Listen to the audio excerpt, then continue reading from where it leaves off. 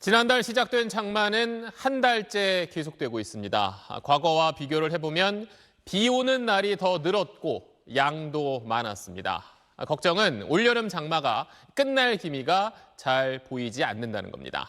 그 이유를 박하정 기자가 짚어봤습니다. 올해 장마는 지난달 19일 제주에서 시작돼 오늘로 31일째입니다. 그동안 전국에 내린 비의 양은 평균 399mm입니다. 평년 같은 기간에 259mm와 비교하면 1.5배나 됩니다. 특히 이 충청권에는 2.3배의 호우가 쏟아졌습니다. 이 장마철 중 실제로 비가 내린 날은 평년 평균 12.2일에서 올해는 15.2일로 사흘 더 늘었습니다. 특히 수도권은 열흘에서 14.7일로 비 오는 날이 더 잦았습니다. 평년보다 이미 넘치게 비가 내렸지만 장마 끝날 기미는 여전히 안 보입니다. 이유는 바로 한반도 상공의 저기압 때문입니다. 장마가 끝나려면 남쪽 북태평양 고기압이 확장하면서 장마 전선을 밀고 올라와 줘야 하는데 이 정체된 저기압이 끌어내리는 북쪽의 건조한 공기가 이 움직임을 가로막고 있는 겁니다. 그럼 왜 저기압은 한반도 상공을 안 떠날까요? 이 기상도를 보시면 대기의 흐름 모양이 그리스 문자 모양 중 하나인 오메가처럼 보입니다. 이게 바로 오메가 블로킹 현상인데 한반도 상공의 저기압과 기압능 또 더 동쪽의 저기압 이렇게 대기가 겹겹으로 쌓인 탓에 저기압이 이동하지 못하는 겁니다. 남쪽의 고기압, 북쪽의 저기압의 남고북저 현상으로 주말에도 전국에는 장맛비가 이어지겠습니다. 수도권과 충청권, 중부지방엔 최대 150mm 이상, 남부지방도 최대 120mm 이상의 폭우가 예보됐습니다. 이 다음 주면 오메가 블로킹에 막혔던 저기압들이 빠져나가면서 한반도 상공의 대기 흐름이 다소 풀리겠지만 이 태풍이라는 변수가 남아 있습니다.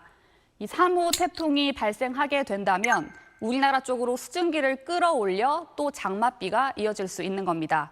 SBS 박하정입니다.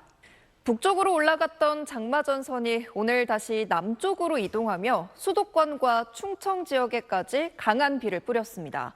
이렇게 장마전선이 아래쪽으로 움직일 땐 북상할 때보다 더 위험하다고 합니다. 또 조만간 태풍까지 발달할 가능성이 있다는데 정구희 기자가 날씨 자세히 분석해봤습니다. 기상예보에선 남하하는 장마전선은 위험하다는 말이 있습니다.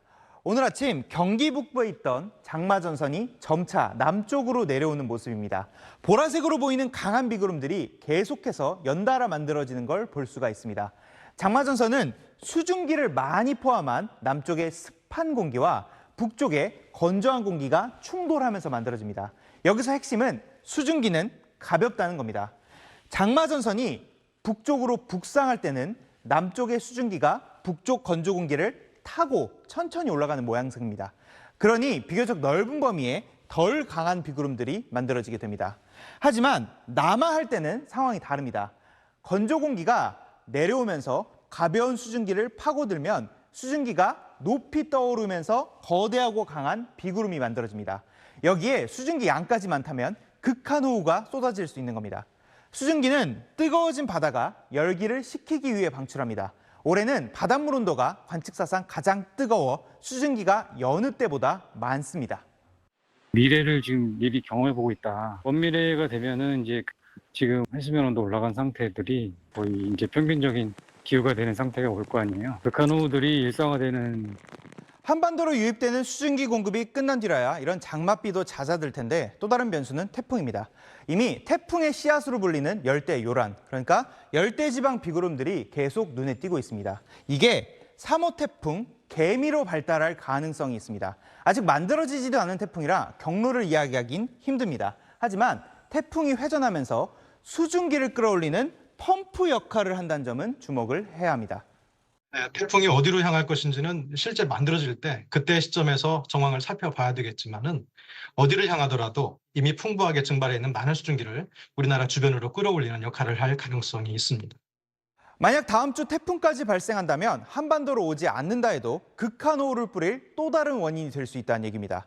SBS 정구입니다. 전국에 다시 장맛비가 내립니다. 이번 비 어떤 지역에 얼마나 내릴지 기상센터 연결하겠습니다. 안수진 캐스터. 네, 어제 비가 그쳤던 것도 잠시고요. 오늘은 다시 전국 곳곳에 장맛비가 내립니다. 현재 레이더 영상을 살펴보시면 내륙 지역을 중심으로 비구름 자리하고 있고요. 특히 붉은색의 강한 비구름이 발달해 있는 산청에 시간당 30mm에 가까운 세찬 비가 쏟아지고 있습니다. 남부지방은 오후부터 밤 사이 비가 소강 상태를 보일 때가 많겠고요. 중부지방을 중심으로 모레까지 비가 이어지겠습니다. 예상되는 강수량 살펴보시면 수도권 지역에 많게는 150mm 이상, 강원 내륙과 산지, 경북 북서 내륙 지역에 120mm 이상, 충청 지역에도 최고 100mm의 호우가 예상됩니다.